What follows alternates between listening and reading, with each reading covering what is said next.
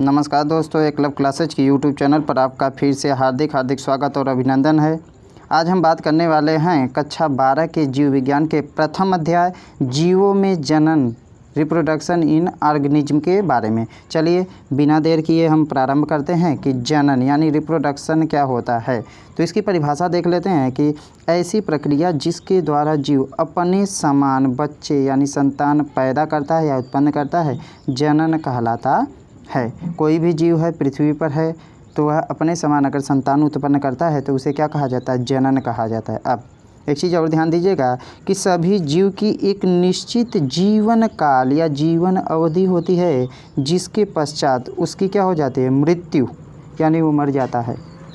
अब जीवन काल को आपको समझना होगा, जीवन काल या जीवन अवधि क्या होती है। तो चलिए आगे चलते हैं, जीवन अवधि समझते हैं कि जीवन अवधि क्या होती है। तो जीवन काल या जीवन अवधि लाइफ स्पैन क्या होती है। तो देखिए, किसी जीव की जन्म से लेकर जब वो जन्म लिया उसके बाद प्राकृतिक मृत्यु तक की अवधि, समय या काल को उस जीव की जीवन अवधि कहलाती है। इसी चीज़ को समझना होगा, जन्म से लेकर कहाँ तक? प्राकृतिक मृत्यु तक। प्राकृतिक मृत्यु मतलब स्वयं से अगर मृत्यु होती है, स्वयं का मतलब ये ना समझिए कि जहर खा ले रहे हैं, फांसी लगा ले रहे हैं तो ये स्वयं से मृत्यु हो जाएगी, ऐसा कुछ भी नहीं रहेगा। अगर उनकी क्या कहते हैं लाइफ स्पैन पूरी हो जाती है तो मृत्यु हो जाएगी। वृद्ध होने के बाद अगर मृत्यु होती है तब उनकी प्राकृतिक मृत्यु कहलाती है। अब पृथ्वी पर जितने भी जीव हैं, प्रत्येक जीव का जो जीवन अवधि होती है वह भिन्न भिन्न होती है। इसको समझिएगा कि जितने भी जीव हैं पृथ्वी पर सभी की जीवन अवधि भिन्न भिन्न होते हैं। इसको हम समझेंगे कुछ एग्जाम्पल के माध्यम से। तो चलिए आगे चलते हैं। जैसे एग्जाम्पल के लिए एक चार्ट बनता है। तो देखिए, कोई भी जीव है उसका जीवन काल। तो मक्खी, बात करेंगे मक्खी की। तो मक्खी का देखिए, मक्खी 1 दिन तक लगभग ज़िंदा रहती है। कौवा 15 वर्ष तक, तोता 140 वर्ष तक लगभग में। उसके बाद आम का पेड़ 200 वर्ष तक, सिकोया रेडवुड सिकोया होती है हज़ारों वर्ष तक, पीपल 2000 वर्षों तक लगभग जीवित रहते हैं। यह इनकी जीवन काल या जीवन अवधि कहलाती है। इसके बाद एक चीज़ और आप नोट में विशेष ध्यान रखिएगा।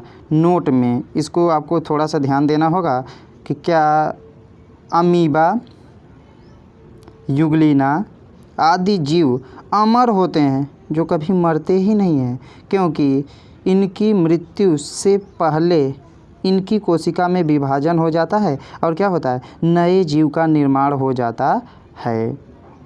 विभाजन होने के बाद नए जीव का निर्माण होता है, तो जिसके पश्चात ये मरते ही नहीं हैं। उसके बाद आगे चलते हैं।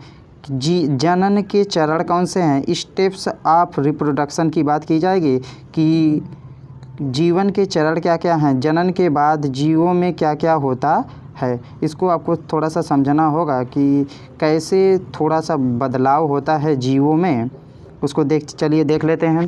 तो जनन के चरण, स्टेप्स ऑफ रिप्रोडक्शन। अब एक लाइन स्वयं से बनती है कि प्रजनन या जनन कहा जाता है में मुख्यतः निम्नलिखित चरण सम्मिलित होते हैं। पहला पॉइंट क्या है? इसमें आरएनए तथा प्रोटीन युक्त रसायन का निर्माण होता है। रसायन केमिकल का निर्माण होगा आरएनए युक्त। उसके बाद डीएनए का द्विगुणन डुप्लीकेशन होता है। इस टाइमिंग कोरोना की जो वैक्सीन नहीं बनाई जा पा रही है उसका रीजन्स क्या है? वह जैसे ही शरीर के अंदर एंट्री ले रहा है अपने डीएनए का डुप्लीकेशन बहुत तेज़ी से कर रहा है और अपने रूप को बदल दे रहा है, जिसका नाम बहुरूपिया दे दिया गया। यानी एक से दूसरे में निकल रहा है तो अपने रूप को चेंज कर दे रहा है। इस कारण वैक्सीन बनाना असंभव हो चुका है। यह नहीं कहा जा सकता कि नहीं बनेगा, बनाया जा रहा है, प्रयास जारी है। अब हर एक रूप के लिए नई नई वैक्सीन बनानी पड़ेगी। अब आगे चलते हैं। तीसरी है कोशिका विभाजन, अर्थात कोशिकाओं की संख्या में वृद्धि होती है। यानी जनन के समय क्या होता है? कोशिका में विभाजन होता है, 1 से 2, 2 से 4 ऐसे ऐसे बढ़ती है। समसूत्री होता है, अर्धसूत्री होता है, तो विभाजन होता रहता है, कोशिकाओं की संख्या में वृद्धि होती है। उसके बाद चौथा है नए जीव का निर्माण होता है जिसमें विभिन्नता निरंतरता है और अस्तित्व बनी रहती है। यानी नए नए जीव पृथ्वी पर उत्पन्न होते हैं, उसमें विभिन्नता पाई जाती है, निरंतर पर बने रहते हैं और उसकी अस्तित्व भी बनी रहती है। उसके बाद पांचवा है शरीर में अंगों का विकास होता है। जो भी जीव हैं वृद्धि होने के पश्चात उनके अंगों का विकास हो जाता है। अब इसके बाद हम बात करने वाले हैं कि जनन कितनी विधियों द्वारा जीवों में जनन होता है। बस आज के लिए इतना ही काफ़ी है। यह थोड़ा सा डेमो क्लास है आप लोगों के लिए। इसके बाद कल हम मिलेंगे फिर से बड़ी वीडियो लेकर। इससे थोड़ा सा बड़ी वीडियो रहेगी। यह आपके लिए थोड़ा सा समझने के लिए था। अगर यह वीडियो आपको अच्छा लगा हो तो हमारे चैनल को सब्सक्राइब और इस वीडियो को लाइक अवश्य कीजिएगा। और यही से हम आपको कहते हैं कि घर पर ही रहिए, सेफ रहिए और अपने नोट्स को धीरे धीरे बनाते रहिए, जिससे आगे चलकर आपको परेशानी ना हो। बस आज के लिए इतना काफ़ी है। फिर कल मिलेंगे, तब तक के लिए टाटा